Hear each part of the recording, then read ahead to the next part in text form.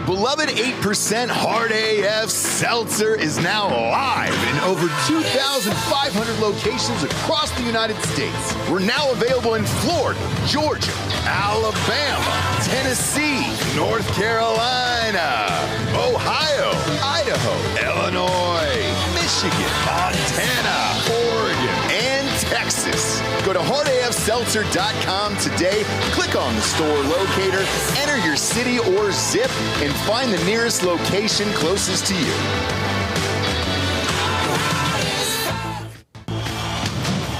Welcome to Drinking Bros, presented by GhostBed.com. Yeah, welcome to Drinkin' Bros, kids. Hot Wednesday afternoon show. Gonna go on YouTube today versus Patreon because we want to get this story out there more. Last week on the show, we talked about Austin police officer Christopher Taylor, who was sentenced to 2 years for what I think was protecting an apartment complex versus a crazy guy versus what the jury ended up saying here. A video from Michael Bullock went viral. We played it here on the show. He is here to join us today. He's the president of the Austin Police Association. Michael, thanks for coming to the show. Sorry it was under these circumstances. Yeah, shit happens, but I appreciate y'all having me and being willing to talk about it. The more we can actually talk about it, the better. Yeah. Right? We don't want this to go unnoticed. No, fuck that, man. Before we get into all the grimy details here, I'm looking at the affiliated associations on the Austin Police website, and the first one is Amigos in Azul, which is Friends in Blue, I assume, in Espanol. I like that, yeah. That's really funny. Yeah. I enjoyed that a lot. Play I didn't know that was a Delco. thing. Let him hear it. There it is. We've got a Mexican theme song. There it is. Amigos de Azul. It's in Azul, and it's it's in Azul. Okay. The Mexican hat dance. We play it anytime. Yeah, we have to. We have to for our Latinx listeners, obviously. Yeah, no, it's a good group. They do a lot of good stuff. Fuck yeah, dude. Yeah, what else is on that site? That actually is a good organization. Who are the other ones? Austin Police Women's Association. We'll skip that one. You guys have a PAC as well? Yeah, it's our political action committee. Who runs that? One of the guys, that's part of my full-time team. So he's he's been through the political kind of bullshit lately too. Yeah, so he's very familiar with it, and so he's helping us out. Well, maybe George Soros will donate some money to you guys too, and not just the DA here. Hey, I'll take his money. Yeah, if he wants to help me fund a fight, by all means, I'll take it. Exactly, and I'm glad you brought that up. Are you familiar with George Soros and how much he's donated to that candidate? Yeah. I don't remember the exact number, but it has been top of mind for all of us. It's over $1 million. It's been huge numbers just to get Garza into office as well as other folks. But Garza has been one of our public enemy number one with everything he's been doing. Yeah, because it's politics in all these cities. So on this show, we talk about it all the time because I've lived in Los Angeles for 15 years. He lived in the Bay Area for a long time. I also lived in New York for 2 different stints. And I've seen what is possible with policies and different politicians in there. Now, in the case of New York, it didn't matter. There was a Republican who did great things, and Giuliani, who really cleaned up that city when I was living there, at least. And then Bloomberg came in afterward, and he had the stop and frisk. Even though he was a Democrat, he still did not want crime. Yeah. It is your stance on crime in all of these cities. To me, it should have nothing to do with your political affiliation at all. However, that's what it usually comes down to. Well, it's not about politics with these guys, with Soros. It's about destroying this country, right? That's what he's trying to do. He funded multiple people, including the one you just mentioned in California, right?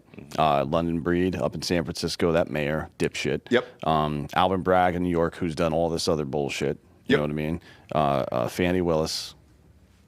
Oh, Fannie. Oh, Fannie. Yeah. And then, of course, Jose Garza here in Austin. The PAC that Soros runs, $652,000 to the Texas Justice and Public Safety PAC, which spent all their money on Garza, the DA election, and then another $1 million in digital and mail advertisements. So over $1.5 million on a local DA race. In a city, at the time, this is 2020, Austin was about 850,000, 900,000 people. It's a little over 1 million now. But that is a lot of fucking money. Now, does he live here? George Soros? Yeah. Oh, no. No, he lives on the moon or something. So why would he be donating money to a city he doesn't live in? Why is that again? Why is that a law? Why should that be anything that's legal? Well, if you want to control everybody, you create a circumstance so bad that they'll beg you to save them. That's why. And it's not the first time this has happened in America. It's not the first time it's happened in the world. But that's how you do it. But when people need saving, guess who we're calling? These guys. Yeah. But these guys now can't do their fucking job on. Well, he's got to weed. You have to weed this guy out. You have to weed out anybody that won't comply with your orders, right? Through vaccines, through whatever fucking else, right? This Garza guy, when he came into office, indicted 19 cops right off the bat who were involved in the Black Lives Matter fucking riots, which is what they were. And were you there for that? Yeah, I was standing on the main. We got called in that day, and we all got paged. It was our day off. We're watching it. Everybody got called in, and we rallied up out at the academy, and then we got bused downtown. The moment I set foot off the bus, instantaneously was hit in the head with a water bottle. And when we got sent even further downtown to where our main headquarters is, we had fire extinguishers discharged at us, flares thrown at us, fireworks shot at us. People were setting things on fire. It was undoubtedly a riot, and it looked like a little mini war zone down there with everything they were doing. It did. So I just so happened to be there. That's when we had made our decision to kind of move here. I brought my wife out. We were staying downtown at the Omni right there. Okay. Yeah. When I walked down into the lobby, and I've said this before on the show in the past, there was people getting ready to go protest, and I'm going to use air quotes on that, or riot or loot, whatever the fuck they were hoping to do. Now, the interesting thing to me was there's about 20 of them, 25 of them in the lobby of the Omni. Why are you staying at the Omni if you're a local citizen protesting in a proper way? Yeah. Number two, they had signs that were really, really well made, and they looked like they were pre-made to go out to these protests. They were, yeah. And I'm telling you, this isn't speculation on my part. I know this to be the truth because I've seen the intel reports. Russia funded all of that shit. That was a Russian operation. Just, again, I want to make it clear to people, they don't take sides in American politics. They try to destabilize. That's their job. So it's like people talking about Tulsi being a Russian agent or Trump. And then it used to be the other way. If you remember McCarthyism back in the day, they weren't just leftists, right? They were trying to destabilize America. That was their point. It's never been political with those guys. At any rate, do you know that as it's going on? Because when me and my wife saw it in the lobby, and then the leader of their little group, because they're all wearing black, they're all wearing the same thing and the mask and everything, and they said, hey, how do you get to 35 where the protest was and 6th Street and everything else? And I was like, if you lived here, you'd know exactly where that is. Yeah. So when you guys got those calls, do you know that you're walking into crowds that are from out of town and they're potentially paid to be there at that point? I mean, we all have our suspicions, right? The amount of info that gets passed down sometimes varies, right? The line guys, you just get the order. You're like, hey, we're going over here. This is what we got to do. And so you just, gear up and you go. And so, but we all, that's what the vast majority of us suspected, right? The whole time was these are not folks that are the average citizen that lives here in Austin that's being part of this. We suspected, and we have seen in other instances where they bust people in for city hall, city council meetings, for all this other kind of stuff where there are people who are paid protesters that come in and they stir shit up in Austin just to stir it up. What kind of massive piece of shit as a human being do you have to be to take that job? I mean, Jesus Christ, man. You're some weird fucking shady trench coat cutout dude is giving you money to travel somewhere and rabble rouse. That's your profession. Yeah. And then the worst part about it is, so they're all staying in the hotel, which, let's face it, the Omni isn't cheap. No, that's a nice hotel. It's a decent hotel. Yeah, you're not slumming it. We do okay around here. And then they go off. They come back after the riots are over, everything else. I fly out with my wife. This was 3 days later. And I see them all throughout the airport, wearing the same exact clothing, everything else, and they're heading to another city. And no lie, I saw, I think, 20, 25 of them in there. It's like a fucking basketball team or something. It was. It was like they travel around and do this. Now, here's what's even worse about it is not only are these people coming in, creating chaos and everything else, But then for you guys, you're in a full-blown riot. If you fire back or you're popping off rubber bullets, then the city starts dishing out endless money for lawsuits. I think the total for those riots was $22 million. I think so. It was around there, if I recall right. But what were you guys supposed to do? Because again, being there and having a front row view of it that night, watching all of this unfold, these people are charging at you guys. Yeah. What were the hopes and dreams of how to protect you guys and the rest of the city without firing rubber bullets or tear gas or anything else? And then the city just paying these fucking people off. Yeah. I mean, even with the response that we did have, which I think was extremely, measured, right? Like, it wasn't nearly what we could have done. But it was pretty fucking good, dude. Right at the very beginning, we did. I think our response was good. We did everything that we could, right? Like, there were other people, the powers that be beyond the line guys, that kind of held back some of what we could have done. And we also watched a lot of things happen that we were told, just let it happen, basically, like looting, like when people are breaking into things, like people are setting things on fire, like we're trying to go help, AFD, firefighters, all this other kind of stuff, and people are just destroying stuff. Like, they're just destroying shit nonstop all over the place. And so, it sucks to be in that spot where you're trying to keep a city safe. If you do nothing, it's just chaos. We wouldn't have a main right now.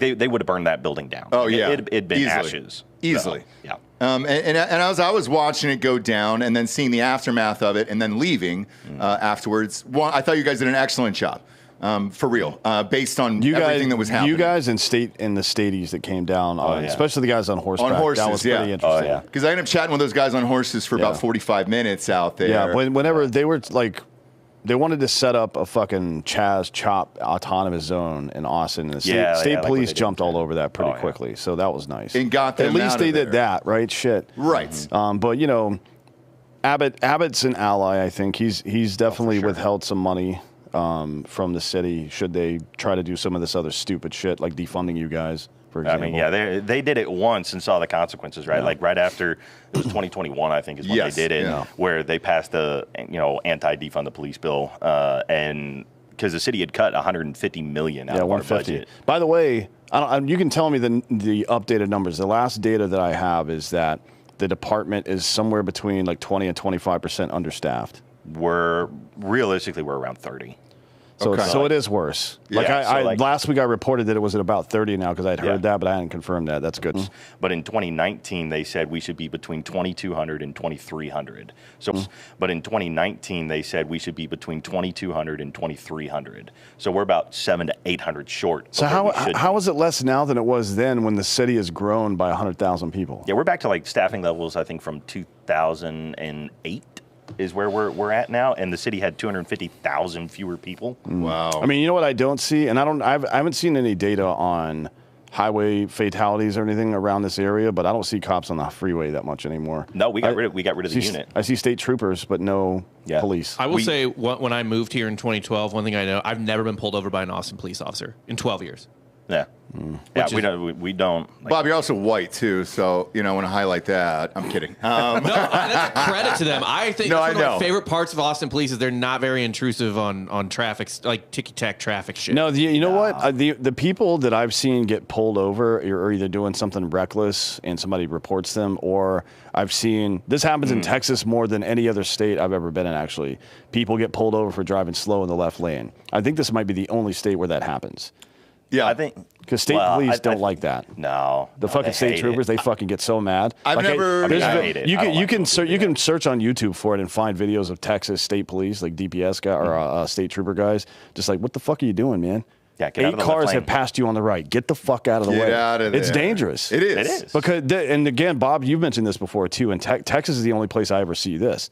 People driving 80 in the far right lane to pass people who are driving slow in the all the time, the left and middle lane, all the time. Like that is very fucking dangerous. Like for real, it's dangerous. Yeah, and Bob, to your point, I've never been pulled over in Austin or any part of Texas and had not deserved it. Like I knew, I was speeding or whatever, and I'm always honest. I roll down the window and I try to help out too. Where one of our old co-hosts, Rocco, taught me this. He goes, you know what? If a cop pulls you over, put your keys on the dashboard, put your hands on the wheels. Yeah. That way they can come in, they can see you, make sure everything's cool, and then I'll just look up and say, hey, I know what I did. Yeah. And if you got to write me a ticket, you got to write me a ticket here. Yeah, most of us are like super chill about it. Like unless you're doing something wildly reckless around this place, most of us aren't going to do anything about it because like we got other things to go take care of. And even then, like we come across people that have guns all the time, and the overwhelming majority, like we're all about people legally carrying firearms. It's what, like, we like that. So even when people have guns in the car, if they tell us about it, we're like, cool, don't reach for it. Yeah. And then like we go about our business, right? It's not illegal. You're allowed to have guns.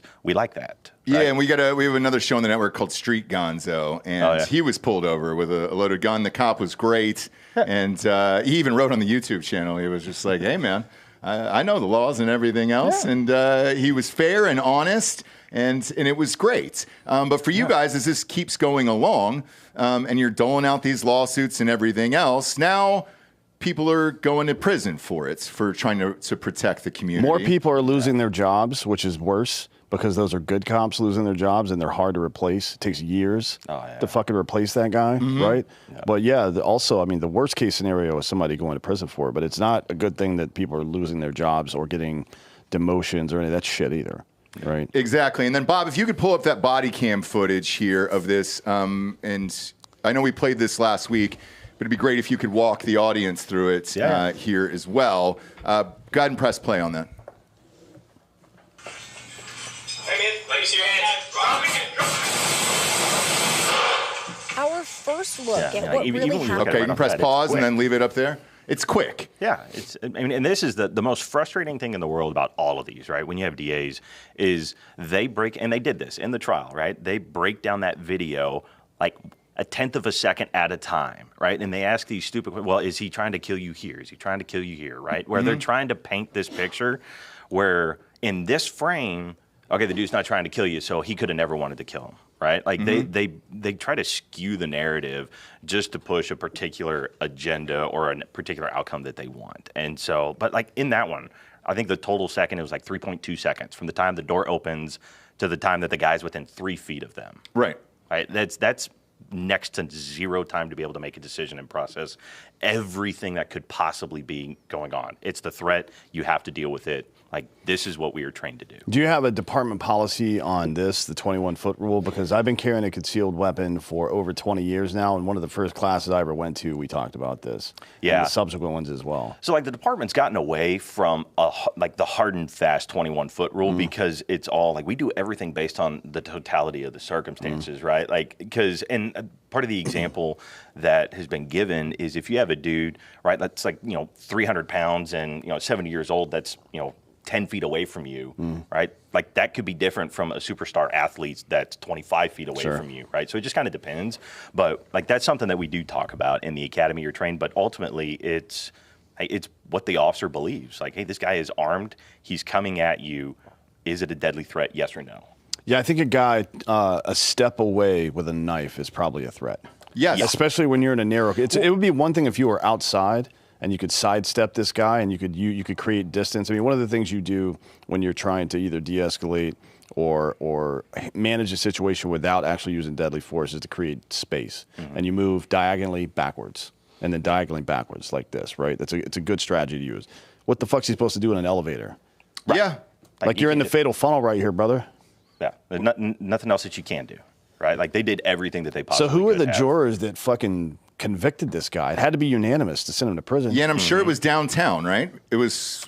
Well, I mean, the whole jury pool is technically, I think it's all of Travis County, but the incident happened downtown. Okay. If it's all of Travis County, I mean, there's still got to be some sensible people out there. I don't really... Well, the other thing that you got to think about, too, is how the information gets pushed to them, right? Because they have this jury charge that happens where it's the state, it's the judge, everybody that comes together to figure out, like, how are we going to instruct the jury on how to get to a verdict, right? And there were disputes over that one. Like, our Taylor's legal folks tried to fight a lot of that because it was pushing towards a particular verdict. So, would we have loved to see the jury just be like, no, this is nonsense. Like, the officer did what they were supposed to do, 100%. But at the same time, they're not legal experts. And if the legal experts are forcing you towards a particular outcome, like how much of that is on them versus how much of that is on the DA and, judges and whatnot that are pushing that.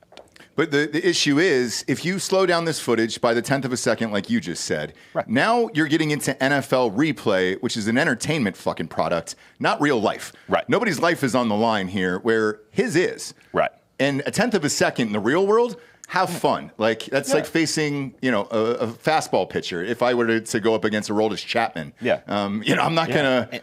And you're watching this, right? We're all, I mean, here we're doing it. You're doing it in the courtroom. You're watching it knowing that, hey, this guy with a knife isn't standing in front of me, right? I just get to sit here and chill and watch this video, right? It's a way different setting that you're watching all of this in. Well, if they keep arresting and putting in prison cops that defend them, people are going to find out real quick what it's like to have a knife jammed into their fucking chest. Yeah. Right? I mean, yeah, because now, I mean, our guys, like, they're hesitant. Right, like you know that this is an outcome. He followed his training. He did what he was supposed to do. I believe he did what was right, and now everyone else is thinking like, well, shit, like I could follow my training, everything, and I could still wind up being a target, lose my job, lose pension, lose my family, my freedom, all this other kind of stuff. That's a lot to expect people to tolerate. Fuck that. And you go home to your wife and kids, and then your wife's going to say the same thing to you. Yeah. Hey, hon, we got 2 or 3 kids here. You got a great job. We're trying to make it to retirements. Maybe back off a guy like this, and you know, fuck it. Like our lives are more important than everybody else in that building's right there. Yeah. Which sucks. You hear that this guy gets 2 years after this. Explain to the audience what a cop goes through once they get convicted for something like this. I'm assuming you lose your job immediately, pension's gone, all that stuff, and then prison, and then who pays for the hearing itself? So, yeah, so I mean, like you can't hold, if you're convicted, you can't hold a license, so you lose your job, all this other kind of stuff, and all the benefits that go with it. And like we're all part of, so like the association, and there's other statewide organizations that do this where we provide the legal coverage. So like if you're part of the association, we cover all their legal bills, right? This guy is part of another, started with a statewide organization, and so they funded his entire defense and appeals and all that other kind of stuff. So it's the trade association groups that fund the legal process. Now let's go to the other side of this. Can the guy who died come back and sue this officer in a civil suit? The family. Yeah. They can, I mean, the vast majority of the time, I mean, like you're talking with the riot stuff, $22 million in settlements, right? Like everybody sues for this. But that was for the city. They sued the city. Yeah. Can this officer, can they go after the dead guy's family, go after him for a civil suit? Potentially. I mean, it depends on like at that point, it could depend on what a federal court says on whether they think he has qualified immunity or not, right? Because that's the mechanism that protects most officers is qualified immunity, saying, hey, you acted under the color of law, you acted appropriately, so you have this immunity from civil suit, right? That's possible, but who knows? This is unprecedented. We've never dealt with this. I don't know of any other real example in the country where this has been the case, where an officer has been charged and convicted of an on-duty use of force incident that followed training and policy, even according to the state's own witness. Their expert witness said that this was a justified shooting. Was there any talk behind the scenes? Because I'm sure you guys all get together and hang in real life, barbecues, bars, you know, normal dude stuff. Was there any talk of like, hey, we're just all going to get the blue flu and not show up tomorrow and fuck these people and protest? I mean, in everybody's mind, yeah, does that come up? But are we ever going to do that? No. A couple different reasons. One, state law prohibits it, right? State law says we cannot strike. We cannot engage in any organized work stoppage is what the law says. If you do, you lose your civil service. You can never work for another municipality again. Like, you lose everything. How's that not a violation of the NLRB, though? Well, so because Texas is a right-to-work state, and we don't have labor rights like what a lot of the northeastern places do, we don't deal with the NLRB really. Like it's all just based on what state law is. Any chance that Greg Abbott pardons this guy because this is fucking stupid? I mean, he's got the power to do it. Certainly. He does. Actually, I think in the Texas state government, the governor can ask for a pardon, and then it has to be approved by the state house or something, or by it goes to the board of pardon and parole. Okay. So yeah, like there's this whole board that specifically oversees all of that, and so he can make his recommendation. They still have to review it and all that, because he did that in the Daniel Perry case, right? Yeah. That happened. That all stemmed from 2020 riots, and so he can do it. But even if he does that, like part of the problem is that it doesn't undo like what already happened, right? Like, part of what needs to happen is that this needs to be overturned. Right? Yes. Like this needs to be reversed, my opinion. So what you would prefer to gubernatorial pardon is for a higher court to overturn this. Yeah. Yeah, I mean, appeal and have it overturned that way is much more beneficial because it provides, one, it would also provide officers with better protection to be like, we're not going to follow this random standard where DAs can just pick whatever statute they want to try to go after you. We have better precedent because most of the other precedents, like case law that exists out there, is all civil case, right? It's not, there's not really anything on the criminal side. Right. So, this is an opportunity. It just sucks that he's had to go through this in order to get that case law. But hopefully what comes from it is that we have an actual case law that benefits us on the criminal side. Have you personally had a chance to talk with him? Oh, yeah. Yeah. I've talked to him quite a bit. We're there throughout the entire trial. We sit through everything. And during this process, now, obviously he's in prison, which isn't great for cops.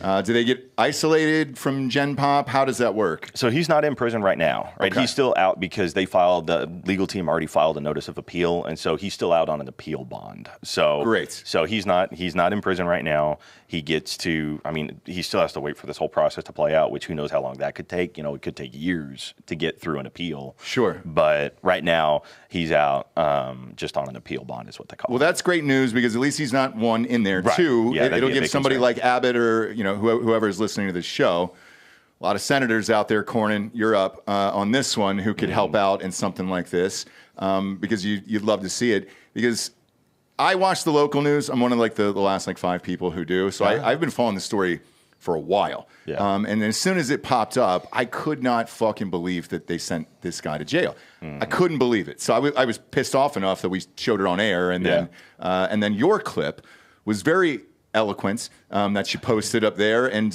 we played it in its entirety. Had you just had enough at that point? You were like, you know what? I'm just going to sit down and broadcast my thoughts and feelings and fuck these guys?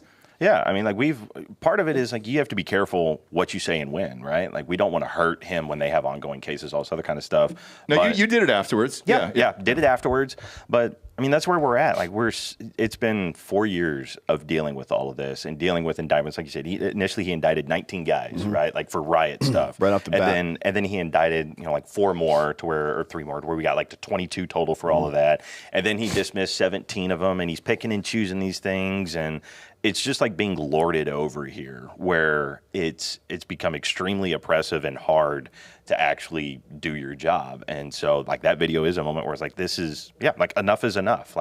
We're not playing nice, and we never really have. I've never been shy about my feelings towards the DA, but that's what most cops are thinking is this is ridiculous. How have we gotten to this point? Yeah. Well, there's a lot of people in this area that don't play that bullshit. I'm curious from your perspective, what can ordinary Austin locals do about any of this shit?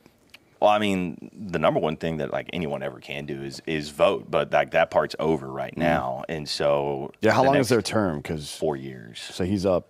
In 2028 is the end of his term. He God just got he just got reelected. Yeah, he just got reelected. So his next term starts January of 25. But it's got to be local. It's got to be local. And let's face it, Austin is a blue city. Yes. So a lot of those people vote that way. And even though the entire state went for everybody else that's red, most of these cities are blue. Yeah. But that's where most of the crime is happening. Yeah. Well, that's why we should go back to private policing. Remember the movie Cuffs? Tongue-in-cheek, it's a goofy movie, right? Yeah. But that's what policing was until the early part of the 20th century. Well, I think part of the bigger problem is that we've gotten away from the whole point of what policing was supposed to be. In the civil service statute that establishes police departments and all that here in Texas, it says that it's meant to be a system free from political influence. It's the exact opposite right now. Even if you go back to the guy who founded modern policing, Sir Robert Peel, right, a guy of nobility in over in the UK, if you read his bio, it talks about where he did not want people to be in the policing profession that were tied to wealthy individuals, that were tied to all these things. You wanted someone that was unbiased and politics wouldn't interject. Well, now we're the exact opposite, right? Our profession is driven by nothing but politics, how things are perceived. Use of force, it doesn't matter if it's a shooting or if it's a fight on 6th Street, whatever, it never looks good, right? That's because it's literally the government imposing its will on the people. Sure. And so that's never going to look good.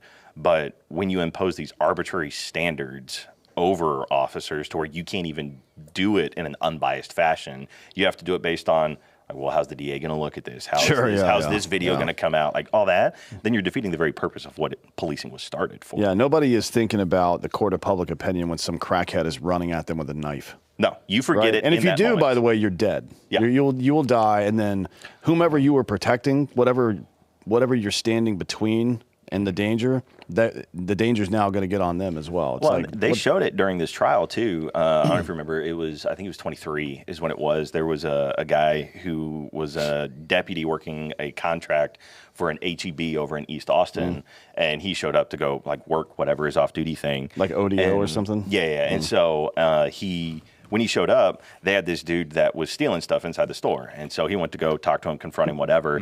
And he's like, a few feet away from this guy. And he pulls a knife out from a concealed spot and like stabs the deputy like almost instantaneously. Yeah, I saw that. Super quick. Yep. And it's like, I mean, that's the reality. Like if you wait in these scenarios, that's what's going to happen. Yeah. Right. And that's where that's the biggest frustration right now. Officers feel like we are put in a position where you can either choose to go to jail or get stabbed. Like those are your two options. And like those aren't really options. And I know that store. We sell actually Hard AF seltzers there over that HEB. Yeah, Riverside and PV. Yeah. And it's like, hey, dude, if you can't go in and buy groceries and not feel safe, and then this guy comes in and stabs the officer right in the chest, like, Jesus Christ. Again, what are we supposed to do in these situations? Right. You're leaving everybody to fend for themselves. Everyone. Reject Marxism. That's what we're supposed to do collectively, right? Which is kind of ironic, I guess, because they are collectivists. But we are, as a group, supposed to reject communism.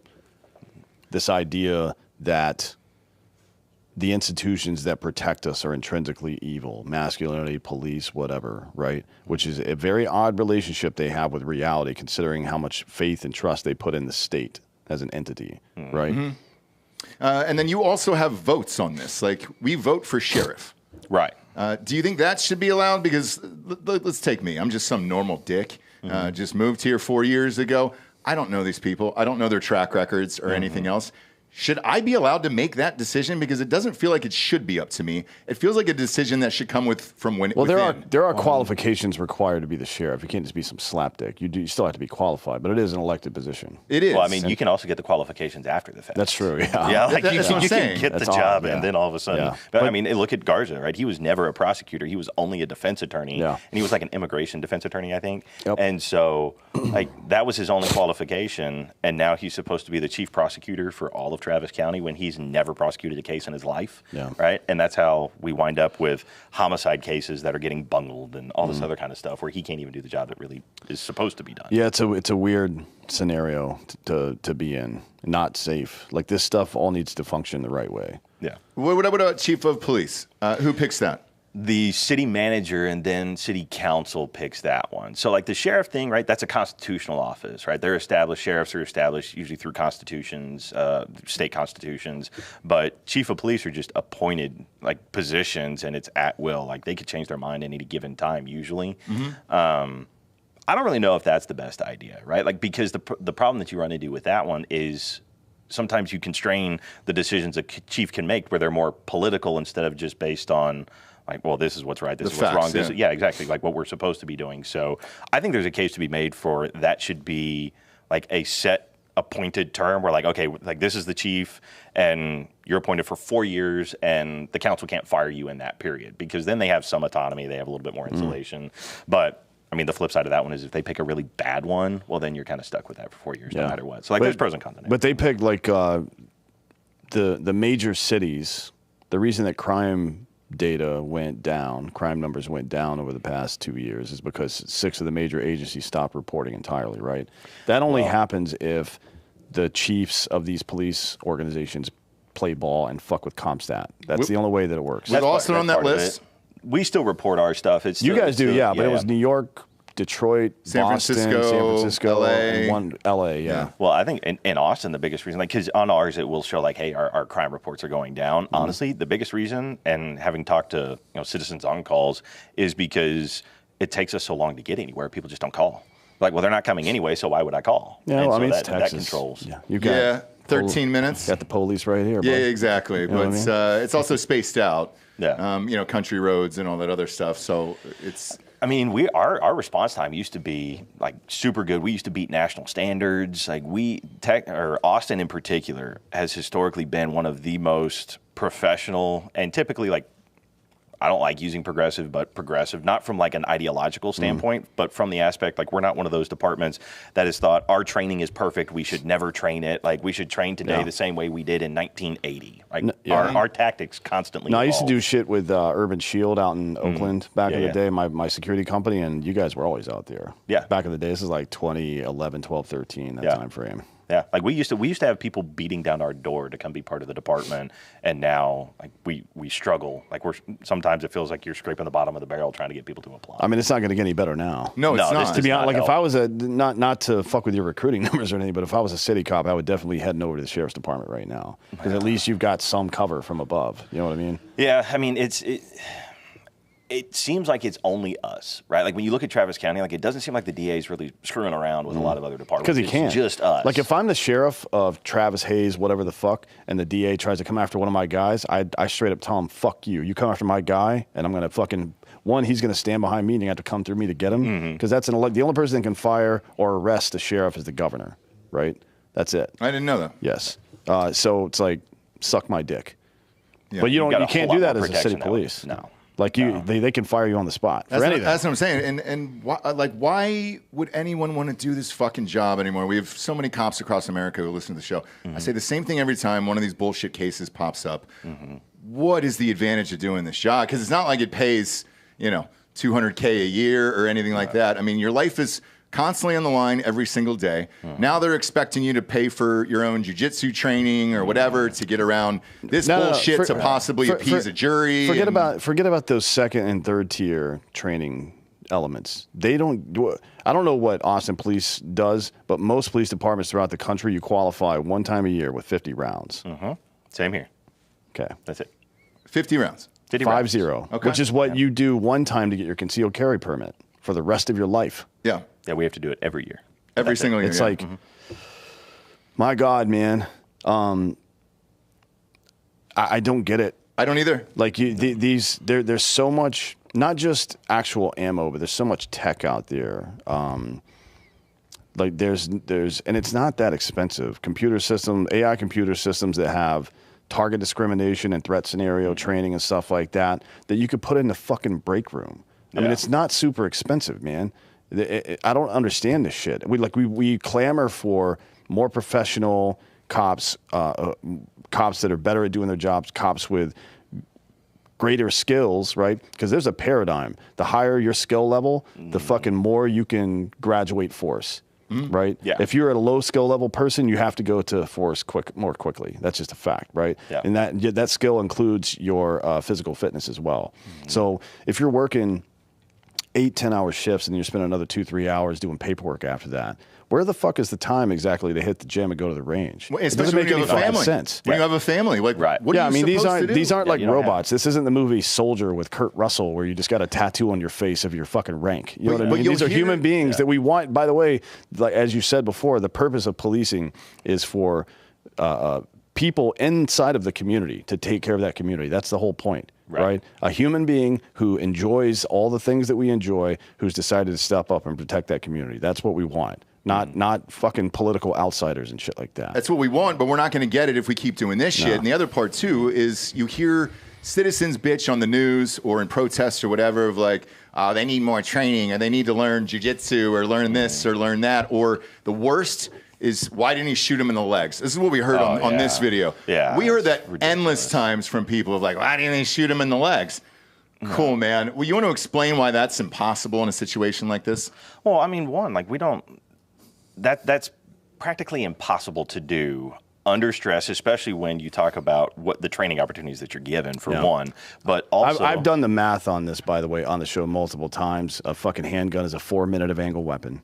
Yeah. Right? Like you're not fucking shooting at 4-inch, 6-inch fucking legs. I'm sorry, it's just not happening. And our job is to shoot to stop the threat, right? And the only the only way that you're going to be able to do that is center mass, right? Like that is what training is, because you can't shoot knives out of hand. This is not a circus act, right? Like we don't have the ability to do these trick shots, and that's also not good tactics, because any other number of things. The smaller the angle that you or the object that you're aiming at, too, the larger the margin of error, right? And that's the biggest problem with it. So our training, like, you're going to shoot to stop the threat, and center mass is the biggest target that presents itself, right? Like, we're not the ones that chose to have this person charge at us with a knife, to point a gun at you, whatever. They made that call. It's a deadly force situation. You shoot center mass to stop the threat. But people are asking you to be dude perfect with these trick shots and be like, oh, okay, cool. It's done. By the way, if you shoot somebody in the leg, they could still come at you. They could definitely still come at you. I shoot at the hips, to be honest. That's even better than center mass from my perspective. But if you shoot somebody in the leg, the femur's going to splinter probably, right? Because you're shooting center mass in the leg still. That's where the fucking bone is. And once the femur splinters, the chances of your femoral artery getting nicked and you bleeding out in about a minute 40, give or take, is about 90%, right? Like if you've got splintered bones in the upper part of your leg, you're fucked. But it doesn't work well. It's dumb people who don't know what's going on, and then the media doesn't do you any favors. There was a story earlier that I wanted to ask you about that happened in the year from the Austin American Statesman down here that says APD regularly, there you go, restricts evidence, including body cam footage, to protect integrity of a case. The department told KView this restricted access, however, is only internal, ensuring only necessary APD personnel have access to case file evidence. I mean, that's kind of a standard because you poison the jury pool if you put out evidence ahead of time, right? Right. Well, and that was not a well-written article, was not portrayed well at all, because it aimed to show like, oh, we're withholding evidence. No, we're not. That's exactly how it read. Yeah, that is not the case at all. Like, obviously, I mean, we're all cops, we're all curious, we all want to look at things. Like, you don't need people that have nothing to do with the case nosing around, looking at evidence, all this other kind of stuff. So yeah, they're internal controls, but the people who are responsible for prosecuting it have access to everything that they need. Like, we don't restrict any of that evidence from a prosecutor. Like, they have access to everything. Like, we are the most over-communicative department, if that's even a word, that you can find. Like, we share everything. We have absolutely nothing to hide. Yeah, but the way it makes it seem is we're and it's a murder trial, and we're hiding things. We're trying to bury the evidence. Yeah, we want pleaded this guy to not guilty, and he says he's fine. And it's like, cool, everybody pleads not guilty. Yeah, I mean, that kind of bullshit happens all the time, sadly. But in our own community, like, that sucks. And it's like, dude, that newspaper's dying anyways, and it's like, that's the one you want to run with here? That's the hill you want to die on, is to kill the police on top of it? Yeah. It's one of those. That's one of those other things that gets very, like I said, frustrating. It's the public perception thing where, like, you can never catch a break. It's like, it seems like everyone is just trying to vilify you and the profession and everything that you're trying to do. When it's like, the reason people do come to the profession is because they legitimately want to go stop bad guys. Like, that's what we care about. Like, the guys that are breaking into people's houses, that are committing violent crime, rape, sexual assault, family violence, aggravated assault, shooting people, all that other kind of stuff. Like, people join because we want to go stop those guys. Like, we want to go chase those guys. Yeah. We want to, like, you want to actually keep the city safe. That's why people come here. But instead, the mindset is basically trying to prevent us from doing that at all. Yeah, it's just the average person has no concept of what I would call a no-fail mission, right? So, like, protecting the president is a no-fail mission. If you fail once, you failed forever. Yeah. And most police think that way. If somebody gets hurt on my watch, that's on me forever, right? And look, it's not any different than a fucking soldier watching a civilian or his buddy get fucked up. You know what I mean? It's the same concept, except for they're doing it every day for 20, 25, 30 years. Yeah. And not like for 6 month stretches like we did. It's just like it's nonstop. It's nonstop forever, man. And most guys, like, I mean, we work 4 days a week, 10-hour shifts, right? On patrol, you work 4 10s. Most officers, they work 6-7 days a week. Like, they work nonstop. Nonstop? Yeah, especially when I mean, you have vacancies all over the place. Shifts are understaffed. Like, we have shifts that are showing up with 2 people that are supposed to cover an entire sector that's responsible for like 300,000 people, and we have 2 people that are there. So a lot of officers want to work more just so they can be there and make a little extra money, sure, but also you don't want these 2 guys to be shit out of luck when something goes down because they didn't have backup or whatever else. Yeah, and another reason we wanted to have you on today too is because you start with a city like this that's growing and exploding. Austin and Nashville are the 2 hot ones, all over the news that are exploding. Obviously, crime is going to follow, especially if you defund the police and everything else. I grew up in Atlanta, Georgia. during the same growth period that Austin had. Everybody was moving to Atlanta for jobs. It expanded quickly. There's a million highways, all that other shit. But then so did crime. Because they weren't prepared for it. And if you don't have the correct policies in place and you're not giving the police the proper assistance, it's not just the inner city, then it starts going out to the suburbs.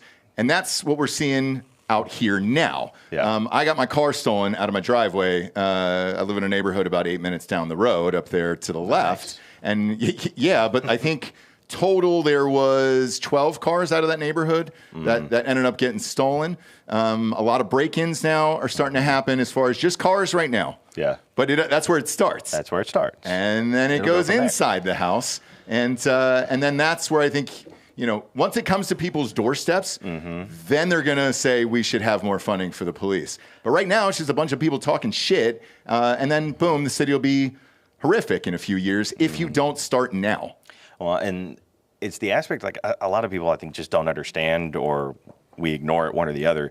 Policy choices of your elected officials have real life consequences, right? Like, I mean, you talk about the traffic fatality stuff, right? There was a study that came out, I want to say it was last year, that it was done that showed as there's a direct correlation as our staffing went down and traffic enforcement went down, more people died on the highway. You should expect that to happen. Yeah, it's just common sense, basic human intelligence. Right? But we have to have a a study in order to say that. Sure, right? It's a requirement. Okay, then it's probably $5 million for that study. It probably was. And then you run into other things where, like, they banned license plate cameras, like license plate readers, right? To where we didn't have the technology in order to track stolen vehicles, right? Because it's just a camera, like all it does is it reads license plates, but it alerts us like, hey, this car was stolen, right? Because it's displayed in a public place, so it's publicly viewable. It's a little sensor on the car, and it can read, I think, 8 lanes at a time. Well, the newer ones can read incoming and ongoing. Like, man, I was in 8 lanes at a time, so it can read 8 lanes at a time. Even cars moving, it's like 80 plus, I think 80 miles per hour in the opposite direction. I was riding with a cop in DC a couple years ago, and watching the thing go through. I mean, it was endless. It was like a beautiful mine. There were so many numbers there. It was like, holy shit! I go, is this what you're looking at? But it's not doing anything nefarious. It's not at all. It's not. It doesn't have a very large storage, right? So it scans the number and then ejects it immediately. It has to. But it's helpful. Because it helps us find these stolen vehicles is where it's huge, but also like human trafficking, sex especially trafficking. Here. That's the thing. It happened to him actually last year. So some cartel dudes will steal a vehicle. They'll take it down to the border, pick up some fucking, I think they're affectionately called wets. Sure. And then drive them to wherever they're going and then ditch the car in a literal river almost every time. I don't know what the river thing is about. Yeah, I don't either. It's like all the time with her. This is what Border Patrol tells me. It was Raptor. Yeah. They always ditch it in a river for some reason. The Raptors are popular. Raptors, Chargers, Challengers, Hellcats, anything like that. Like, they're hyper popular. Some of the most stolen vehicles. God, it's crazy. People go after them. Yeah. But yeah, like all these, like, elected officials ban the use of these technologies because it's racist, it's whatever, right? When it's like, no, the license plate camera that's reading numbers, what race you are, motherfucker. has no idea what race the person in the car is. Now, I get the, so there was a judgment up in federal court system, I think in Minnesota, or no, it was a state court system in Minnesota about issuing people traffic tickets for the cameras, and they outlawed. Minnesota at least outlawed that. I get that. Texas did too. Yeah, I get that. I don't care about that. That's a fucking traffic ticket, right? But like the sensors that are on top of police cruisers, literally all they're doing is like what the cop would be doing with his eyes. Look at the number, punch it in. It's nothing. Cool. I'm going to move on. It doesn't give you any more details other than it's stolen or not stolen. That's all. Because what would he even do with the information that's coming through? Yeah, and the vast majority of the time, like you said, like the systems that I was using, it just ran in the background. Like, we're not even watching it. Yeah, it literally only you just get a little fucking alert. Yeah, it pops up an alert, and it was like, hey, that car that just drove past you was stolen. Like, oh shit, I probably go do something about that one, right? Yeah, but. We don't. They banned the technology. It came back slightly, and it's taken you got to fight tooth and nail to try to get this stuff back. And it's hyper restricted to where you can only use it for certain things and not others. And some accountability is totally fine with that. Make sure that government's not doing things it shouldn't be doing. But trying to restrict all this technology does nothing but hurt our ability to actually enforce the law. And like you said, there's consequences, because it's going to make crime go up. Especially considering how easy it is to audit that. The federal government has this for all the databases that we have access to when I was doing intel for the government. A very short period of time, but I had like 15 different databases, right? But anybody could just take my username and go audit all the fucking stuff I've looked at. Yeah. At any time. And if it's like, oh, you're looking up your ex-wife, Now you've lost your security clearance, dipshit. Yeah. And they tell you that up front. Like, don't misuse this because you will get in trouble for it. It's like it's very easy to just look at somebody's register and be like, oh, why do you keep hitting on the same license plate over and over? Yeah, that's not in your sector, right? I mean, that would be a red flag, obviously. Another thing you guys got popped for, which I don't agree with either, was calling other departments and other cities for help regarding certain cases. And what was that about? Like, when I saw it on the news, I was like, what's the harm in reaching out to someone else for information regarding any crime or whatever's going on? Yeah, I mean, that's, again, one of those things where I think a lot of things get taken out of context because a big part of law enforcement is mutual cooperation. It should be. Like, that's the whole point. Kind of like what you're talking about, like, crime doesn't just stay in Austin, It expands, it grows, it morphs into other areas. And it's like we share information with all kinds of other jurisdictions where it's like, hey, we're looking for this guy. Like, if you have information, shoot it to us, right? And if someone else uses the technology that's available and sends it to us, like, why is that a big deal, right? It would be better if we had access to the technology ourselves, and we could actually do the job.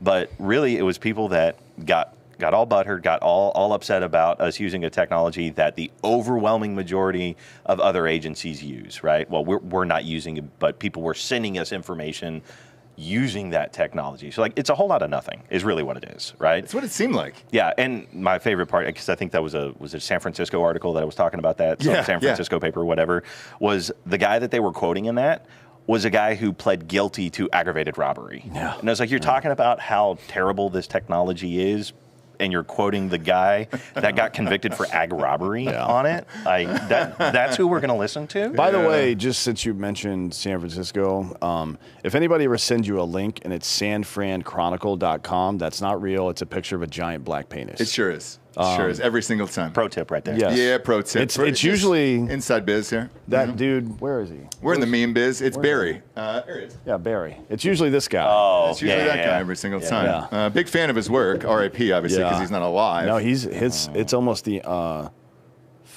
15th anniversary, 14th anniversary of his death. Yeah, we'll throw a party here for sure. Yeah, I'm gonna dress up like maybe hire some off-duty guys just in case. Yeah, shit gets wild. But when like massive things go down around the nation, do you guys break down these videos together and say, all right, here's what they did and here's what they did wrong? Let's take Derek Chauvin, for example. Do you look at a case like that and say, hey guys, here's what could have happened, didn't happen, or why this was bullshit or not bullshit? So, I mean, we had evaluate training, but even with that one, right? And then when they banned, or it became whatever the policy recommendation was on, hey, don't do chokeholds, don't do hog tying, right, and putting people in the back of your patrol car. We stopped doing all of that before it ever became an issue, right? Like our policies were already ahead of those things to where it's never really been a huge issue for us because we've always been like, hey, that's just a bad tactic. Yeah, they're all right? That's what most of the agencies had already stopped using all that shit because they're not as effective as other methods. Yeah, there's a lot of other because the department APD we actually do. Like most all of our defensive tactics is based on jiu-jitsu. Like that's what we use. And that's because it's extremely effective, right? Just controlling the body and shit, yeah. Right. Like, especially like we talk about this all the time. I'm not going to get you to comment on this because I don't want to get you in any trouble or anything, but there's no two females on earth that can fucking pin me down and put me in cuffs. This is not a thing, right? But that's not the point. The point is it's difficult for a guy my size, for two grown men to put me on the ground, and I'm sure you've dealt with crackheads before, especially if you're elevated or if you're in what's the excited delirium. Excited delirium. Yeah. It's like a guy that's strong and he's in excited delirium or he's on drugs or something like that. 2 grown men, 3 grown men is still tough to get that motherfucker in cuffs. What do you expect them to do exactly? You know what I mean? Like you better allow them to have some leeway with that. And how do you know that the guy is on so much fentanyl that he can't breathe properly? And why am I responsible for that as well? Yeah. That's the biggest problem with all of it is where all of a sudden we're responsible for how we respond to things when someone made a decision about what they put in their body. Like if you ingest a whole bunch of meth and like you start wandering off and doing all kinds of crazy things, like that's on you. Like, that's not on us. Yeah. We're just the ones that have to go take care of it because somebody else called us about it, right? If you're mething out inside of your own house, you know, and nobody's calling us, well, guess what? We're probably not going to show up. Yeah, right? I mean, we all agree with the core belief of protect and serve, but not protect and serve people who are victimizing other people. Right. Clearly, that's not what it fucking means. Yeah. But yet that's the way the system is being that's the mindset that people that's that are just Marxism, man. That's been part of this infiltration. I'm not talking about any conspiracy theory stuff. That's literally in the core ideology of Marxism is to take away the power of people to defend themselves, right? Yeah, and when you show videos like this on the news over and over again, and this trial itself was, you know, heavily televised, at least local news-wise and everything else, then another cop at home is going to say, shit, I don't know if I want to take this risk. And then let's flip it to what happened last week with Daniel Penny on the citizen side, protecting a train full of people and seeing what he went through, and he was this close to going to jail for the rest of his life. And that also makes citizens pause of whether or not they want to help out as well. And all of it sucks. It's not good for any of us. Yeah. I just don't understand the decisions that are being made to prevent all of this when we should be giving more funding to it and then helping out people. Yeah. I mean, I wish I could understand it too, because I really don't. And it's one of the only times I think I've ever wanted or wished that we had a New York City style jury here, right? Because it's like, well, we got to a logical conclusion on some of these other self-defense things. How did we miss the mark so far here, right? Like that's part of what's so confusing with all of this. And I really don't understand, other than there are some people, I appreciate people who are just upfront about their intentions, right? And a lot of the people that were involved in the riots, they flat out said, right, very publicly, like we want to banish the police. Like we want to dismantle the department. We don't want you to exist. We want no cops, right? Like, well, at least I know where you're at on that one. But these other agendas, like I don't get it, because we see so many where Garza is letting people go or not prosecuting or dismissing whatever criminals who are killing other people or violently attacking other people, and they face like no consequences. They cycle them in, out, whatever. Like, what's the benefit there? Like, what do you think you're actually accomplishing? And that's what happened in Los Angeles. Eventually, the people woke up finally and then voted that guy out of there. That's what's happened in New York as well. Yeah. Right. Yeah. So, I mean, like, mid-'90s through early 2000s, Giuliani and Bernie Carrot cleaned up that fucking city. I mean, it was rough in the early 90s. Yeah. You could look at New York was way worse than L.A., which gets all the fucking heat for some reason. But even in L.A., there was a stretch of time up in Hollywood and all that stuff where it was safe, and you know they brought in the team from New York to help and clean it up, and then people got voted in, and then it fucking sucked. It was a good 15-year period, like 98 or so, a couple years after the OJ thing popped off. Through 2012, it was fucking nice in LA. Yeah. Well, and the question is like, how doomed are we to repeat those mistakes here? Because in Austin, like for a city our size, realistically, like the homicide rate isn't that bad, right? We used to, prior to 2020, we used to have around 30 homicides a year, right? Not bad for a city that's dealing with over 500,000 people in its population at the time. Well, and then Garza came in, and in 2020 and in 2021 in particular is where we saw the spike, right? Almost 90 homicides. So you're tripling that homicide rate, and now we average around 60 years. So since Garza took over, we have doubled our homicide rate here, and like all these policy decisions came into play here, and there's a real life impact, right? More people are dying as a result, and so the question now is, like, are people going to recognize that? Are we going to be willing to turn the corner before you do become the LA's, you know, way back in the day where you're just, it's an absolute shit show, or are you going to let it just keep going down this path? And I've seen it, like we were talking about earlier. We're on that path if we don't do it. It's getting rough. It's getting rough. I mean, you pop up 200% and you come back down to 100, and people will message that like it's a reduction, right? That is not how that fucking works. Right. We are now double what we were before. Yeah, people are literally getting chopped up with machetes on a hike and bike trail. Yeah. Well, we'll get to the Rainey Street Ripper here in a minute. Not yet. A lot of people want to know about the Ripper, baby. Not yet. But the other thing is that the Republicans in Texas took a super majority in both houses during this last time, and the neocon Speaker of the House got fucking ousted, and now a very solid red dude is in. I don't know if any other states have done this, but I know that it's legally possible to set requirements for even locally elected positions through the state legislature. And one of them would be something like, if there's an X number spike in certain types of crimes in your jurisdiction, you're ineligible for re-election. That's a thing that you can do, right? And I think that's something that Texas should look into. Every state. Yeah. I mean, I like think if you're a DA and a certain amount of cases are getting dropped from felonies to misdemeanors, or dropped altogether, or the murder rate spikes, you got to fucking go. You're clearly not doing your job. Yeah, but here's the problem with all of it, right? And this is part of what we called out in the video is, like, they hide behind how complex the system is in tracking all of this information, right? Like, it is practically impossible to find without an intense amount of effort how cases are disposed of, because like the criminal justice system is incredibly complex. But if someone gets arrested, and we see it all the time, like you arrest somebody for, you know, having a stolen vehicle, right, driving around in a stolen vehicle, and then for, you know, some little misdemeanor or whatever. Well, they'll drop the felony case because like, oh no, it's being handled under the misdemeanor. And it's like, no, it's not. Like those are two different things. You should be prosecuting both of them. But they drop stuff all the time just to say it's in the interest of justice. Or like the one most recently was, we did have a case. I think he's still in there because he has some other pending charges. But there's a guy that got picked up for murder.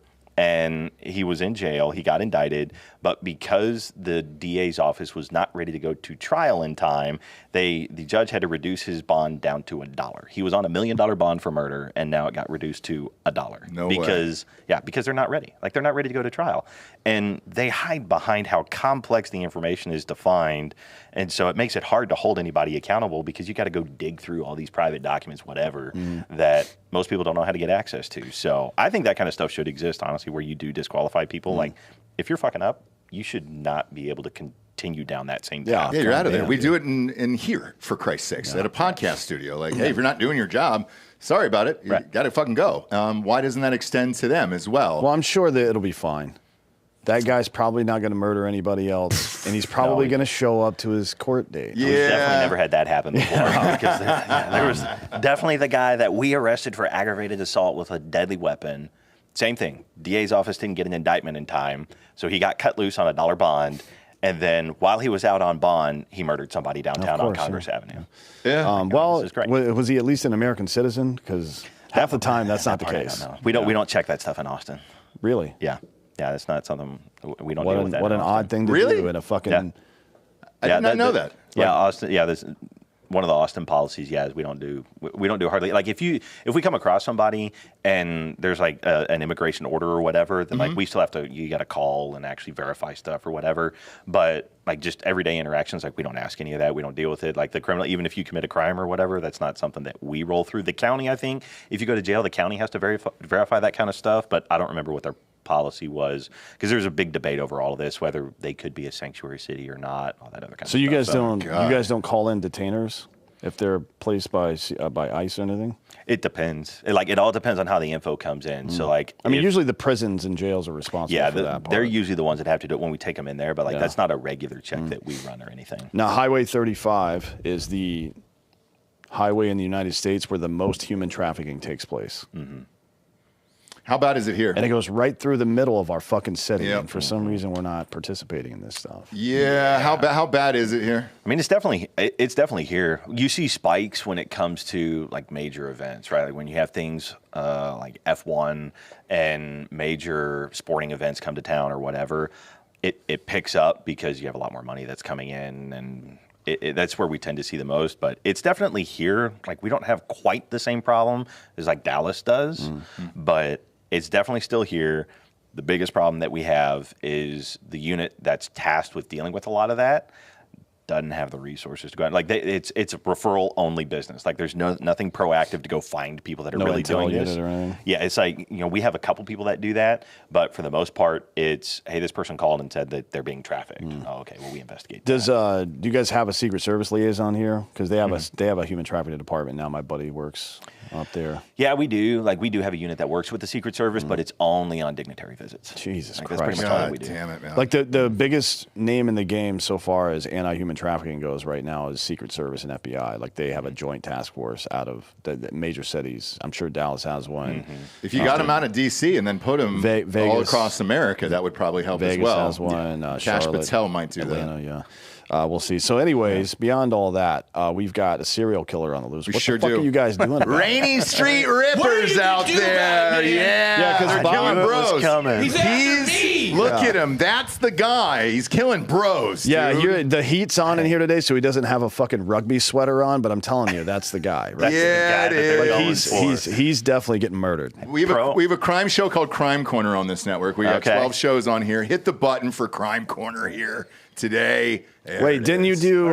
Wasn't there? I didn't hear it. No, I hit it already. Crank it up, dude. Let the people have what they want today. Wasn't there a Street Gonzo episode about this? Sure was. Crime Corner. So what they did, we took Crime Corner, we took Street Gonzo, which is another show on the network, and we took out Bob, because obviously he looks like all the bros that are getting killed down there. Used him as bait. And how far was that lens we used? It's an 800 millimeter lens with a 2x teleconverter. Okay. So it's a mile. So it's a mile. And then we sent Bob out to all the bars on Rainey Street to see what would happen and interact with people, and then Street Gonzo. Now, during the stakeout that he had, I want it on the record that he was cooking steaks inside the vehicle Not Bob. on a Coleman grill. On his stakeout. No, On his stakeout, Gary, yes. the idiot, back there in his own truck. So he was standing outside of the driver's side cooking a steak in the driver's side seat. Yes. Which is not safe. I don't know. You're not a fire marshal or anything, so you don't need to comment on that. But if the cops can have real steaks during a stakeout, I'm sure it would be better. Just get a George Foreman grill, dude. You don't have to fucking go full flame. No, he needed a full flame. That's like an there. office moment right there where you're cooking the bacon next to your bed. Exactly. But where are we at with that? And nobody really wants to talk about it, if it's real, if it's not real. But well, I don't know. Do you want me to crush your soul here with the real part? Please. Yeah. Okay. Yeah, it ain't real. There's no serial killer. Right? There's no Rainey Street Ripper? There's no Rainey Street Ripper. Come on. I know. See, are you paid to say that? No. I was on your side for maybe the he's the Rainey Street. Maybe he's the Rainey Street Ripper. Maybe it's Garza. That's the it's the reason he came on the show today. That's a conspiracy I can get behind. Yeah. Okay. Pro tip: don't. A lot of times it's people that get really just like drunk and then you wander off. Right? We see it happen. And they just go down to the river. Yeah. But for what reason? Yeah, what is there, a siren down there? So there's like a trail that goes down there. There's a trail that goes down there. And so like Rainey just like dead ends into the river. So like if you're on Rainey Street, it just dead ends right into the river. And like, I don't know if you've ever been in Lake Austin lately, which is super disgusting. I would not get in that. Delco it's like a biohazard. Like there's signs where they tell you not to let your dog get in, but people go out and kayak in that shit. Delco. Like, Delco, you yak in that thing. You kayak in that thing all the time. Your leg's gonna fall. Or on Congress or something. Where was it? Yeah, Bob, where was that? I think it was South First. We looked up the first bridge. Yeah, we looked up the bar in the. I think it was a restaurant that overlooked it. No, South First. That you're talking about. That's over near. What's that? There's a park right there, and then I used to live over Auditorium there. Shores. Yeah, Riverside and First right there. Yeah. No. So there's nothing over there. We've had people. I got pushed over. And he lived to tell the tale. Well, people walk up and down because that's the easiest way to get to downtown from that area. Yeah, Jeff Jones, 38 years old. Let's see which bridge it was. Bob's on the case today. I mean, he's already in the hospital. Oh, he survived. Yeah, that's him. He's alive. My boy Jeff, and he had a couple Jaeger bombs for sure. Okay. But he's a couple Jaeger bombs. Yeah. For a guy that size, that's okay. Yeah. That doesn't cause you to get pushed off a bridge. It depends on what you mean when you say a couple. Because if you get pulled over and the cop's like, how many of you had to drink? And you're like, oh, just 2 drinks. He was walking. That's what everybody's answer. But here's the thing. He was walking. He was walking. That's different. So no, I'm just saying dudes lie about the amount they've had. I apologize. He was at the West 6th Street Bridge, kind of near Book People. Over near the freeway? No. In the heart of downtown. Oh, that's like Waller Creek area. Yeah. And I mean, that's probably just some crackhead that pushed him over the edge. He lived to tell the tale. Yeah, a lot of homeless folks that live on the He said Rainey Street Ripper, so you're saying there's none. There's none. God damn it, dude. I'm sorry. Sorry to be the one that crushes your dreams there. Unbelievable, dude. My bad. We were again. We're gonna like everything was cool up until that moment. We're gonna start looking into you now. For that's this, fine. That's fine. I think it's a sketchy background anyway. He only came here to throw us off the Rainey Street represent. Was that it? Someone's got to do it. We were trying to help the police across America today, and then boom, and now it's over. And now it's over. Love affair's gone. It is because we've got a serial killer who's murdering bros. Think about it, dude. They're losing their funding. They need an excuse to get more fucking money. Yeah, this is episode 5. Or this is season 5 of The Wire. It is, yeah. All over again. You got to have more bodies, dude, to get more money. You got to fake a serial killer. We got to keep it interesting. What do they call him? The left-handed bandit or some shit? I don't remember. Well, you know who keeps it interesting is Laverne, Tennessee. When something like that happens within a department, you remember that one? You know exactly what I'm talking about. The girl who was Bob, pull up the picture. Pull up the picture. Yeah. Yes. I remember. Yeah, she was having sex with a number of gentlemen. Well, yes. Look, she was really good at her job. Far right, Bob. That's the one we all know and love. You had it. Go back. Well, this is all the dudes she banged. Oh, is that all the dudes? Okay, great. So you want to get the full scope of things. Obviously, I don't know what order they're in, but yeah, when something like this goes down inside the department, how hilarious is it for you? Or do you look at this and be like, "Hey guys, I'm gonna put this up on the board, show you the video. Don't fucking do this shit." Right. That's half the battle. It's like, please don't do this shit. Like, yeah. But it looks you just can't help it. Like shit happens inside the departments all the time, right? It's just people are people, right? Every profession, things happen. I agree. There was that murder too. Do you remember that one from like 2 years ago, where that somebody got clipped? It was a cop, and he was killed by other cops or some shit like that. Yeah, there was one in. Where they were like one of them was banging his ex or some shit. I don't remember what that was. They beat the Christ out of that guy. Yeah, they just beat him to death in the street, right? Yeah. I don't remember exactly where that was. Street justice. I want to say it was Louisiana, Bob. We covered that story a long time ago. But this is just funny, to be honest. This is just it's not funny that because the guys are they're all probably were decent cops, so it's stupid. That's the part that sucks about it. That's the biggest thing. Like it's hard enough to find these motherfuckers to do the job in the first place. Pop this pickup on screen one more time. I want dudes like this, hard motherfuckers like in the streets. Yeah. Now, were they blowing off some steam? Sure. Was she blowing off the steam for him? Absolutely. Yeah. The only victim in this, for me, is probably that girl's husband. Because she was married at the time. Well, he might have been a cuck. You don't know. Oh, I missed that part. Yeah. Yeah. Do you know for sure he wasn't into it? That I can't confirm. These days, you never know. Yeah, I should have asked. Now, there's historically, militaries have had something called morale platoons. Are you familiar with this? Mm-hmm. It's whores. Yeah. And how did it work out for you when you served? Well, no, we didn't have that. I served. That is not a thing within police departments. No, it's definitely not. But it's a stressful job, right? Sure. And there's a lot of ways to relieve stress. There's one that works better than others. Yeah. And everybody fucking knows it, and we can stop pretending like that's not the case, right? There's one in particular that doesn't give you lung cancer or cirrhosis. Yeah. That works really well. Yeah, there's a couple. I mean? Yeah, I know what you're talking about. Yeah. In a dream world, what should the funding be, and what do you actually want and need? What are you missing now from the department that taxpayer dollars could actually help out with?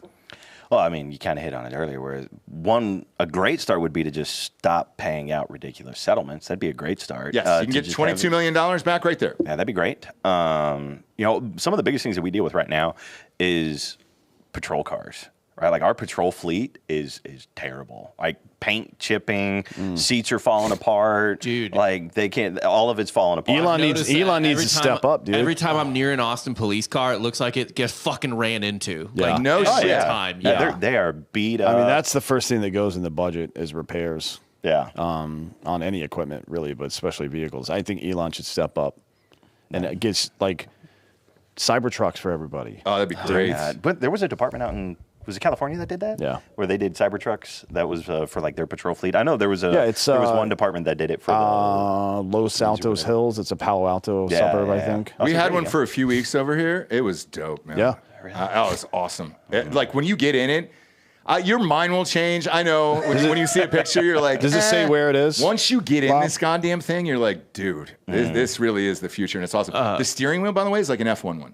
Yeah, I have seen that. I've seen the steering wheel. I was like, I've seen the inside of them. I've never driven them. Fast as shit. Fast. So, well, I mean, like an electric car, especially a Tesla. Not all electric cars are like this, but a Tesla will always be faster than a combustion engine. Oh yeah, just because of physics. Instant torque. Yeah. Yes. Big part of it. There's no like fucking differential loss of motion. What do you? Where you got is there, Bob? Unfortunate. It's in Irvine, California, but unfortunately, I know Irvine. They're only using it for dare. For drugs? Well, I mean, part of the problem is like if you're working a 10-hour shift, like that thing stays on for 10 hours. You may not drive very far, but it's on the entire time. Yeah, you would have to have the battery back up in the back, which kind of, it's big. But you could definitely turn one of these into a cruiser. Once you fix the range on it, I think these will be great, and because they're awesome vehicles on the inside, for real. Yeah. And the speed on them is shocking. So if you're trying to catch up to somebody, boom. I mean, you'll get them. There's no car. There's no fucking car that exists that can fucking that can accelerate faster than that thing. Not one on Earth. I'm telling you. I think it was 0 to 60 in 1.3 or 4. Good God. It was awesome. Yeah. My kids wanted to do it, and I was like, all right, buckle up, dude. The problem is you would give them probably first to state troopers, and those assholes would just be like racing people on the freeway, which would be funny. Screw the ticket. We're just going to go have fun. Right? That's what toll roads like if you are can for. beat me in a race, no ticket, and you're never going to lose, right? Right? It'd be fine. And the other thing, too, is what's with the misconception that more police, when you see them out, is a bad thing? For me, I feel safer. That's the whole point. Yeah. It's like you want to see cops out there. I don't get why people have such an issue with some of that. The whole point is for us to be out there. It's for you to be visible. Like we are we're the oh shit force, right? Like things really went wrong is when you really need us to be there. But hopefully you want a lot of cops around that aren't having to do as much. Like that's kind of the whole goal, to where you can.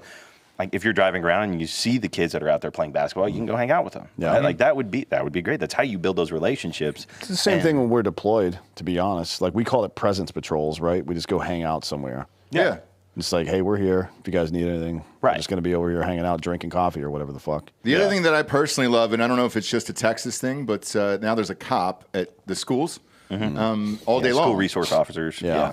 Is that new here? Yeah, it was a law that they passed last session, I think. I think they have to have 2 at like every single campus. So like it's every awesome. school district is As a parent, by the way, I love it. Yeah. So whoever you chat with about it, just know as parents, we all love it, and to see it was really fucking cool. Yeah, Texas was one of the first, I think, that started the school marshal program where teachers could be armed and they could be their own, like it was voluntary, you didn't have to do it or whatever. But Texas was one of the first that was like, no, like if we're having school shootings, we'll find a way to prevent it, and we'll just arm our teachers inside that want to do it. They haven't passed this yet, but there is some legislation popping around about hiring and training more veterans to be teachers. Love that too. Well, and that kind of runs into the same theory behind what's called the LEOSA Act, the federal act that lets law enforcement, current and retired, carry anywhere in the country. Yeah, it's HR 216, I think. Yeah, but when you go to, because they're trying to expand it now, because the problem is other states like New York, like if you're a Texas cop, like there's very few restrictions here. Like we don't have magazine restrictions, none of that. Like most of us carry 17+1. But you still have to switch down to a 10-round mag, even though you have HR 216 coverage, which is basically a federal concealed carry permit. Right. But you still have to obey the local gun restrictions. Yeah. And so if you go to California, you can't take like this 365 fuse that I have. You couldn't even take it. Yeah. You'd have to get a gun like a Gen 3 Glock. You can't even get a Gen 5 Glock in there. Yeah, you have to follow all the restrictions and everywhere. It makes it super difficult to follow. It's like I don't understand the policies where we're trying to restrict people who are qualified to carry, to be around, to actually protect people when that oh shit moment comes. Like, there should be very few restrictions. Well, there should be no restrictions anyways, because we don't lease our rights from the fucking government. Yes. To be fair, right? But certainly not on people that are qualified. That's just insult to injury. That's dumb. Like you're asking for trouble by doing that. Yeah. Even on planes, if there's a fucking, and look, switch out to frangible ammo and shit if you're going to be firing in a goddamn fuselage at 30,000 feet, sure. But 9/11 never would have happened if cops carried on planes. Yeah. If ordinary citizens with, in that instance, I would say you should get a permit for it, right? Not walking around every day. There should be constitutional carry for that. But getting on a plane at 30,000 feet, you should know how to handle that situation. Yeah, that's a little specialized. Yeah, that's some important training to have. Certainly, but look, man, I mean, there's tens of thousands of us running around that know how to use weapons really well. And it doesn't make us any safer by disarming those people in public. And it creates jobs for veterans. If you come back from overseas and that's a gig, like I know I'd feel safer on a plane, same way I feel safe taking my kids to school. But there's 2 cops there. Last question. I know you're busy and you got to get out of here. But are we heading in a positive direction or a negative direction as far as the police is concerned? I mean, I think we're at a chance now where like I want to be optimistic, like I really do. And I think the stuff that's going on with the city in particular is trending more positive. Like the biggest barrier to everything that we're trying to do really does fall with the district attorney. Like that's the biggest thing, right? Earlier this year, we got a contract finally passed that lets us, it controls pay, benefits, working conditions, all that other kind of stuff, but it also lets us recruit more. And so the city worked with us. We were able to get that one done. I think that's good stuff, but it's a tough hill to climb when you're trying to tell people, hey, come here. This is a good city. It's a great place to work. Oh, but by the way, there's this guy that may want to come after you if you do everything right, and you actually go to protect yourself or other people, right? You could wind up in jail over that one. Like that's a big asterisk to put at the end of a job application right there. So if we could get that one fixed, and honestly, I think it's going to come down to the legislature being willing to make some changes that force these DAs into positions where you can't abuse this discretion, because DAs don't have, like, we have qualified immunity. DAs have absolute immunity, right? Like you can barely touch these guys no matter what they do because they're given so much discretion. If you can start to rein that in to where they actually have to deal with the consequences of the decisions that they make, I think you might be in a better spot. So if the legislature steps in, I think we will be doing a lot better, but we're making progress. I think it's still tough. It's still tough city to be in. Okay. Now's the point in the show we get to this thing called the Drinkin' Bro of the Week, which is someone who has inspired you or helped you become the person you are today. Who would you like to give the Drinkin' Bro of the Week to? Oh, man. I'm going to be corny. I'm going to give it a shout out to my wife. No, that's fine. Who is like the ultimate drinking bro. We've had a lot of fun over the years on stuff, but she's also a cop, and so she's more of a badass than I am. And she does like all the jujitsu. She does all kinds of amazing things. Where's she? Well, I don't want to out her. We can talk about that later. But she's a legit badass, like almost Olympic level athlete, and so like she's number one. That's awesome. Oh. How long have you guys been together? About going on 5 years. Oh, congratulations. Yeah, thanks. Yeah, because you look like a young dude. I appreciate it. I'm working on it. Yeah. She points out the gray hair that's developing more and more, but that's what. Well, arrest her. Yeah, exactly. Well, but she will fight back. Yeah, she will fight back. You don't want to lose to a girl, even if it's your wife. And doing this job every day, I'm surprised it's not all gray. I mean, shit, dude. That's all right. We deal with a lot of shit. We deal with a lot of stuff, but the people that work at APD, love them to death. They're awesome people. They do incredible work. I've never met any bad cops. I haven't either. Like I've run into some dicks in LA. I've run into a couple of dicks up in the Bay Area, but and honestly, 99% of the police I run into are fucking dope. Yeah. I mean, there's a couple bad apples here and there, but those are the ones. Always. Those are the cases that get exacerbated in the media and everything else. That turns this hatred for the cops into a bigger story and the protests and all the other bullshit. Think about there's very few cops that I've met in my life that were the universal maxim in a business is the 80-20 rule, right? Like 20% of people are assholes, 80% of or 20% of people do all the work. That's usually how it works. If 20% of cops were assholes, you'd know about it, buddy. Yeah. Like we would be crumbling as a society right now. So it is still a very high performance career field. Yeah. Despite all the bullshit, it's still really high performance. And it's also, as a parent out there, if you're teaching your kids about the police, just tell them they're the good guys, because that helps as well. You grow up like that, hating the police, that also carries on to the next generation, and people take that for granted as well. Yeah, that's like one of the top 10 cop pet peeves that you'll find right there is when people do, like, you see cops standing around, like, we're getting coffee, whatever, and they got their kid with them, and it's like, oh, see, you better behave or they're going to arrest you. And it's like, man, don't make us the bad guy. Like, we're not here to arrest kids. We'll give the kid a sticker. We'll hang out with them. Hand him your gun, whatever. Yeah, we're here to build, like, we want to build positive community relationships. Yeah, but what if my kid's being an asshole and I just wanted to shut the fuck up? And like, that guy with the gun's going to do something to you, just fucking stop, dude. Just like grab the taser from the cop. Scared straight. Get him. Yeah, those are the best times in the academy is when everybody gets tased. Oh, fuck that. Tase day and pepper spray. Do they actually? So they don't fucking shoot everybody, right? Yeah. You'll have to actually get shot. Yeah. When I did it, they just like deployed it and clipped one to my collar. Did like one the to my alligator belt. clips? Yeah. No, and it fucked me up, dude. Holy shit. That's the worst pain I've ever felt in my life. But as soon as it was over, there was no more pain. Yeah, you're done. It's so like it fucks with your head. No, ours is a real life exposure. Like it's a real taser cartridge. So you got to have the EMT to pop that thing out and shit? No, we do it. We actually have a little tool that we use. Even anybody that we tase or whatever, like you just hook it on and yank it out, and you yank out the little probe. So. Oh, great. Let's try it today. Joel, come on up. No. Gary's here. Gary, if anybody's getting tased, it's Gary. Oh, yeah. And at least we could use it for content. He needs to go to jail anyways. No, it's a tasing and pepper spray. Pepper spray is the worst thing in the world. It sure is. Oh, God. I just talked about this because they did it at the Ohio State-Michigan game, and they were like, why were the cops pepper spraying people? I was like, man, I got pepper sprayed at Ohio State a million times. It's the worst. Dude. Well, one of my Well, that was the only way. For whatever reason, that was how they dispersed everyone. So, oh, yeah, it's super common. We use it on 6th Street all the time. Yeah, I was just going to say. So, like, that's the first thing that comes out, and then as soon as it hits your eye, you are out of there, typically. So I understand why they do it. Yeah. I shouldn't have done it on a football field. One of my trainers, he used to love anybody that was freshly shaven, especially a freshly shaved head. That's brutal. For some reason, it opens up the pores. So if there's a group of people acting like assholes, he goes for the bald guy. The guy that looks like he's got a shaved head, because it forget about your eyes, like your whole fucking body's on fire. Well, yeah, and it's oil based. So the problem is like it dries out. If you go home and you take a shower, all that shit is running somewhere, and that's gonna hurt again. Yeah, like, it's gonna get on your dick forever. Is what saying. Oh yeah. It's not fun. Dude. Yeah, it's not. It's miserable. You know, the pepper balls actually aren't that bad compared to those actually aren't. And we actually use those. We use pepper balls. It's a lot more popular because we took away the less lethal shotguns, and so we replaced it with pepper. They're better for, I think, crowd dispersal, to be honest, because there's also a little fucking pop to it. You know what I mean? But as far as an individual, the spray is the best, man, especially the gel stuff, because you just can't get it off. Your eyes are closed for half an hour. I'll be honest, I have yet to come across anyone that was such a pain in the ass to deal with that I decided I was going to pepper spray them. I have not pepper sprayed anybody. No shit. It's the most miserable thing in the world. And I was like, I don't hate anybody that much. Yeah. I've tased a lot of people, but I've never pepper sprayed someone.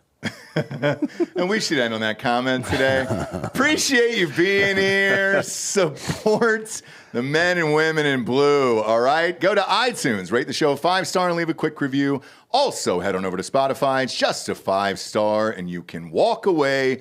For D'Anthony Hollaway, I'm Ross Patterson. This is the Drinkin' Bros podcast. Good night, everyone.